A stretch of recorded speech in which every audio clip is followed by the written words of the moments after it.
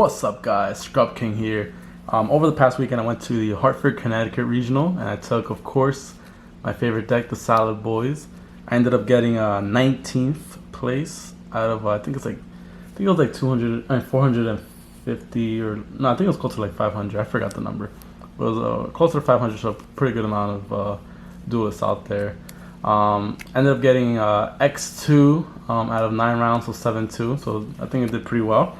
And I know it's been a while since I updated the Salad deck, so I want to bring you guys the deck profile. I don't think I did a deck profile after the ban list because I took the ban list pretty hard, you know. Rest in peace, Stalio.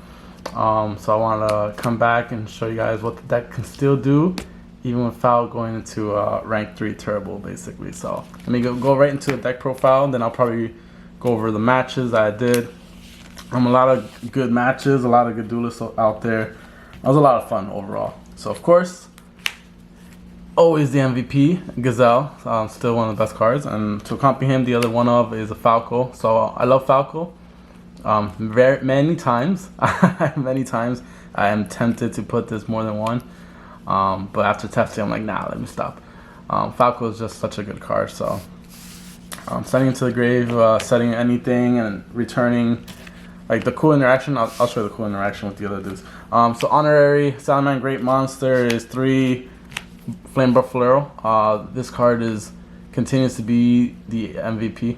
Like I think I said in the last profile before the ban list, I was like, I really hope Konami doesn't hit this card. This card is so nasty. One important thing about this deck is I do not play any Lady Debugs.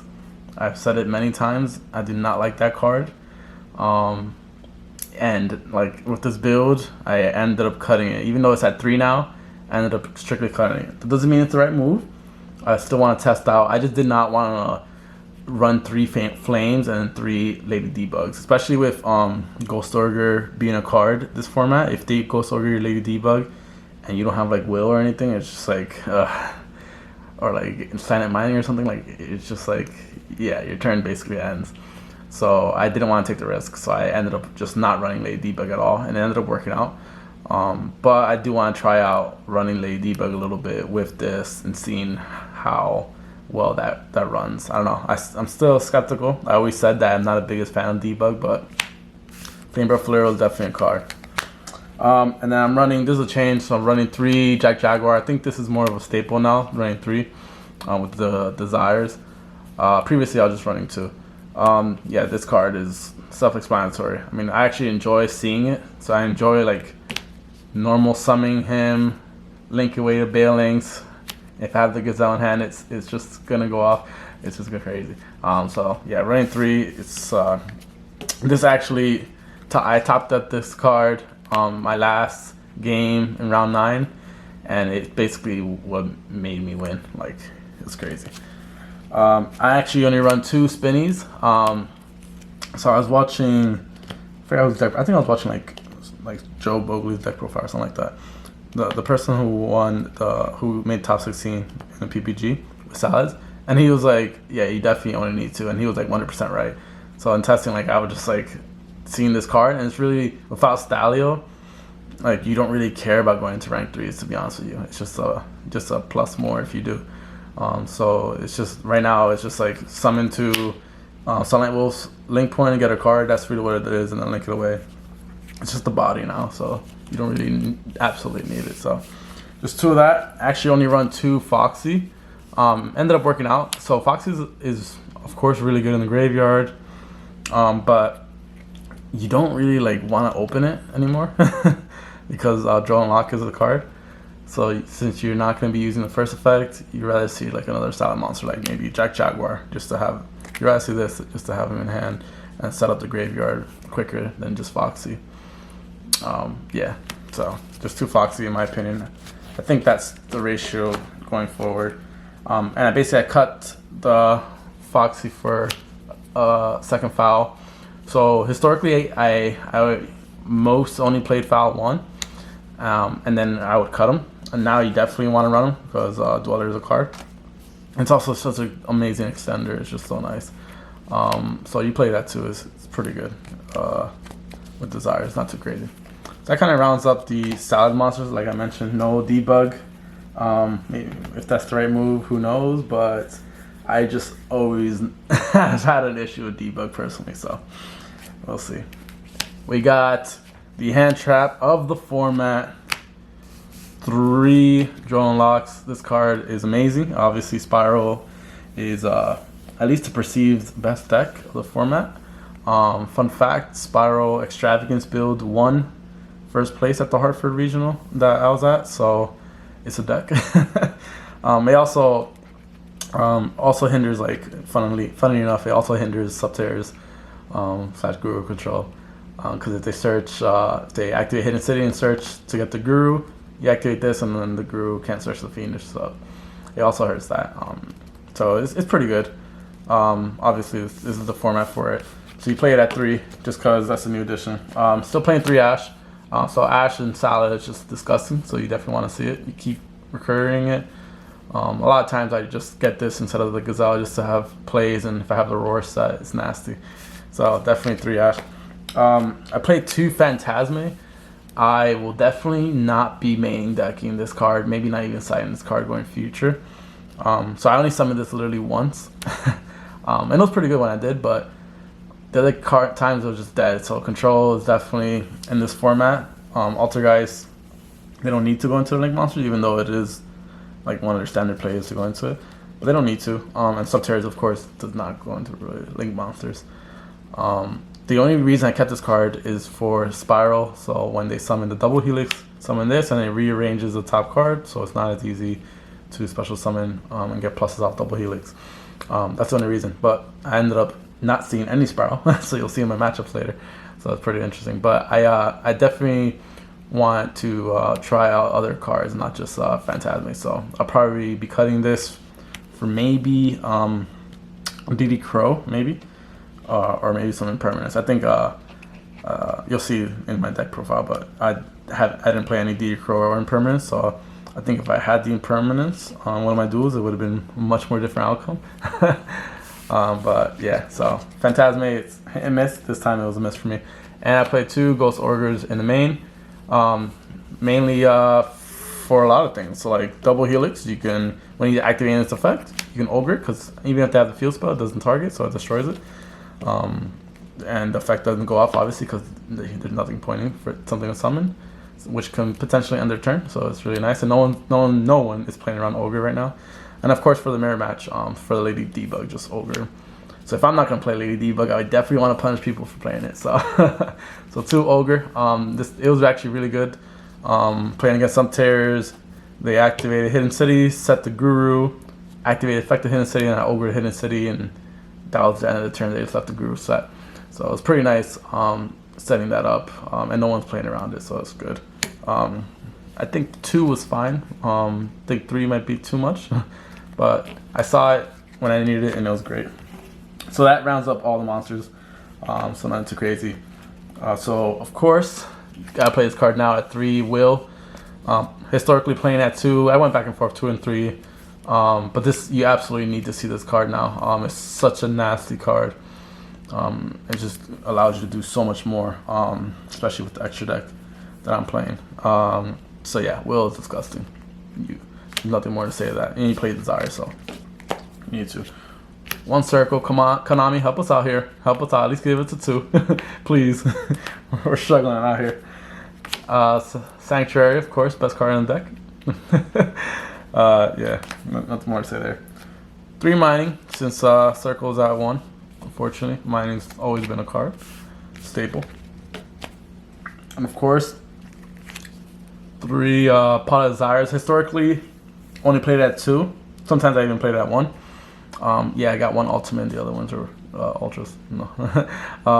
I think going forward, I might actually cut this back down to 2. So what happened was, I think this was in I think it was round 9 as well. Desires into Desires, and then of course the next turn I desired into another Desire. So I was just like, this is ridiculous. So you play 3 to see it, but then I'm constantly Desires into desiring, and it's super annoying. So I think I might cut this back down to 2 going forward. I'll try out that ratio. Maybe put a debug back just to try it out. And 1 of Foolish Burial. This card's amazing. You could send any monster, like let's say you don't have a way to get the Gazelle since how to play the debug directly. Send the Gazelle, activate wheel, summon the Gazelle and pop off from there. Or you could send the Falco and set a trap, or send the Falco and bounce a monster and keep plussing.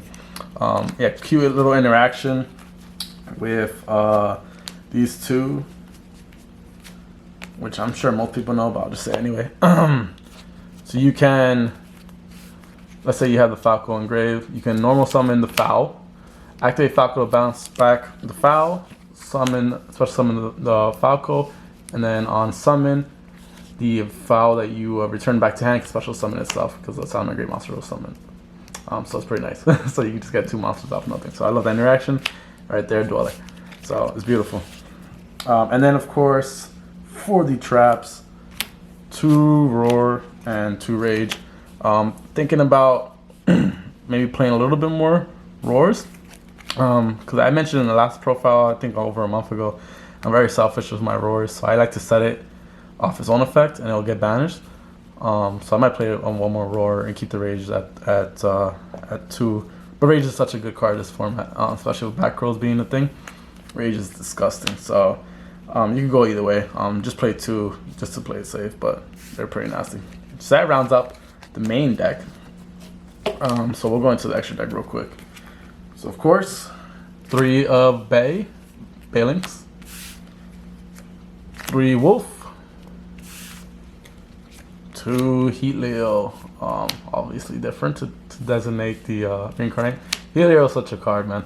I mean, like the amount of times I spin back row, this regional is amazing, and even the effect to like change the attack or something is just beautiful. So just such a good card. I mean, I have no problem going into it. I know people sometimes a little bit hesitant to rather keep the Wolf, but I'm a big Heatleo fan.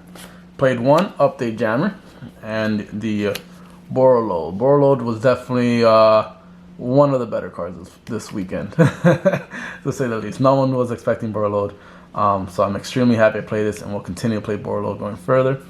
Update Jammer. I think I only made this once, so I will 100% be cutting this card.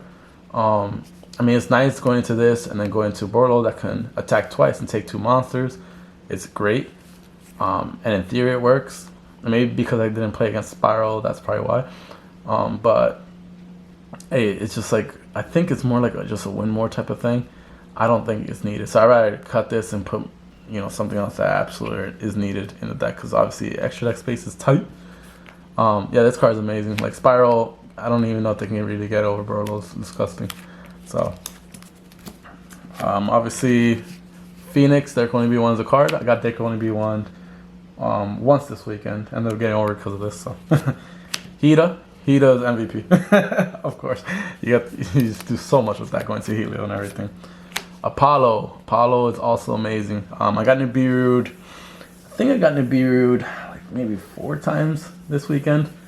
And only once did it cost me the game. So a lot of times I was just going into Apollo, just preventing it. But it's so nasty. Sitting on Apollo with like 3 counters and just going off under her. Just beautiful. So Apollo, of course. And then for Exceeds, Dweller, and then of course the Lion Emperor. This card is such a good card. The good thing about it is that it saves your spinning, because I'm only playing 2, so it saves it from being banished. And if you have a fire target engraved, discard, detach the Gazelle, add back the Gazelle as long as you have an appropriate target when you activate it. So it's pretty nice. Good card, definitely keeping it. Dweller, what's more to say about it? Alright, so then the side deck for this event. Token. 3 Evenly. This card is one of the best cards of the format right now, so I will 100% recommend playing it. I think I resolved it. Actually, I think I only resolved it like once, but it's still like the best card when it goes off and baits out the negates. 1 Lightning Storm. I only played 1, and I saw it once against a control, and it was the effect was negated. so it was actually a spicy attack by a Secretary player. I think he was playing something called like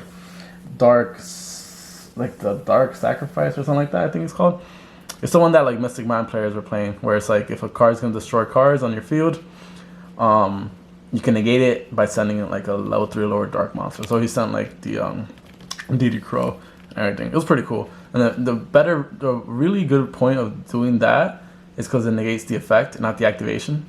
Because Lightning Storm, you can only activate it once per turn. So if they Solemn this, you can activate the other Lightning Storm. Of course, it didn't matter for me because I only have one.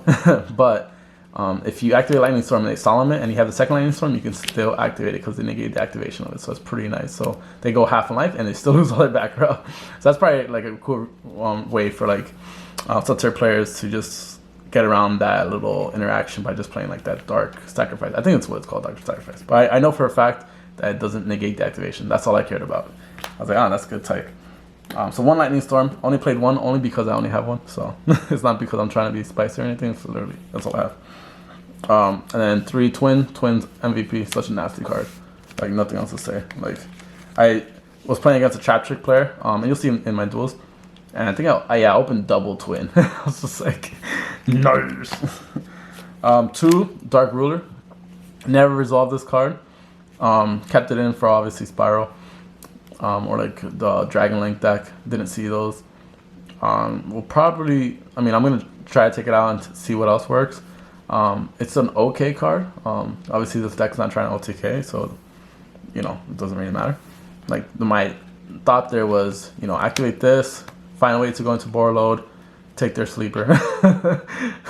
Then on their turn, use their sleeper. So that's the thought there. 2 Nibiru. I only activated this once, actually. So a lot of people are playing around Nibiru, and obviously I played against like some controls here, so it didn't really do anything. But still a card. And this it's not a spicy tech, but it's actually unusual right now because people don't think Orcus is a deck, and I still do. So I am still playing 3 Lancias. And I am so thankful I am playing 3 Lancias. So I played against Orcus. I ended up losing in time, and you'll see in the matchups. But I asked him, and he told me I'm like the only person that was playing Lancia because no one's respecting Orcus, and I still do. I think Orcus is still a deck. So if you don't respect it, you're gonna get crushed. I also was playing against a Dino player, and Lancia is pretty good because they can't summon the Conductor, the big boy. I think that's the name, Conductor. So I'm so thankful that I put these at 3. These were going to be gnome materials, and I think it was a very good decision to run these over the gnome materials because looking at the back of the matchups, there wasn't much to gnome, so it worked out. And this is my little mascot this weekend. 1 Salamangreat Paro. This card's amazing. Actually, I never resolved it. But in theory, it's really good in time. So it gives me a way to like not have to stress about the time so much. So what it does is when your opponent attacks, you can special summon him. Cool. And then like when he special summon, you can target a Salamangreat monster in the graveyard, make him his attack that attack. He's at 2,000 attack, so it doesn't matter. Main thing is during your turn, you can tribute him and gain 2,000 life. Nothing too crazy. So one thing is you could summon Gazelle. Send this with Gazelle, activate Will, special summon this, tribute this, gain 2,000, and in time, that's game. Yeah, so it's pretty nice. Nothing more to say there. So I'm not. This used to be like a cool little tech, and I see like Salamangreat players not playing it anymore. I just want to put it in for like moral support, and I ended up doing well. So never use it, but just moral support, guys. Come on. So yeah, that's kind of like the side deck and whatnot. So I'll go over the matchups now. So as I mentioned, 9 rounds, pretty awesome. So round 1 went against Heroes. Really cool Heroes player. I think he's like I forgot his name, but he's like a Vanguard like god apparently in the New York area. So he was actually a really cool guy. So I was happy I got to meet him. Round 2 is Attic Nister. The only reason I beat the deck is because, as you guys know, I have the deck profile on the channel, so check that out. And I know the deck very well, so I've been testing it. So I had a good matchup against that. Round 3 was against Trap Tricks. So game 1, he like destroyed me because he had like everything, and he was maining Nibiru. So I was like, this is great. And then game 2 and 3, I came back. I actually didn't know he was playing Trap Tricks till like game 2 because he didn't see a Trap Tricks monster till like late game 2. I was like, okay, now I know what I'm playing against. I thought it was like just basically like border control or something like that. So it was pretty interesting. Round 4 against Geist. I think I evenly him. It was it was good back and forth. I mean, Geist is a hard deck, so obviously one of the best decks of the format, besides Spiral. Round 5 was Mech Knight. There was a lot of Mech Knight there this weekend, so it might just be the area, but Mech Knight is a deck. So did pretty well against him. I liked his. He had like a spicy tech. He was playing one of the Ancient Warriors that like if you don't control a monster and your opponent does, you can special summon him. And if your opponent controls more monsters than you can target their monster and destroy it. It's pretty crazy. So I was like, oh shoot. So this came out in Ancient Assault. Round 6 against Mech Knight Invoked. So a little bit different. The first one was pure. This one's a little bit more. It depends. I mean, the builds can vary. But it was a really good duelist. And it came down to the wire. Round 7. I took my first loss to Subterrors. I made a pretty. It's not costly misplay, but I made a stupid misplay, I would say. So I activated Will and I used Will's first effect, and he called by the grave my Gazelle, and I still had other targets in the graveyard. So one thing you gotta remember is that Will's Salamangreat, the first effect, does not target, and I totally forgot that for some reason. I'm so used to using the second effect. So it ended up like not mattering because I literally had like no follow up, and he had like the Archer and he had the set Behemoth, so Umistrix. So if I couldn't like summon Borlode, who's unaffected by targets like monster effects, then I was just gonna be destroyed. So it doesn't matter. So yeah, just important thing to note. Round 8 went against. Burning Abyss, PK, Orcus deck. Had everything. Basically like the old school Orcus deck without Bardiche. And I ended up losing that in time. So I lost. He did the whole Neospace Aqua Dolphin thingy to burn me for 500 in the last minute. And that's where I'm saying like if I had Impermanence, I could Impermanence that, and that loss would have either turned into a tie, or if I drew into like Power and stuff like that, I would have went off. But yeah, that one hurt. So I put a little clock there. It was a good matchup though, really good duelist. Yeah, a lot of people were good duelists in the regional. But yeah, and then round 9, Shadal Dino's very good player. Game 1 he like opened like 100 million hand traps. But really cool dude. Shout outs to him. He's the guy that won, that got first place in the Brooklyn regional.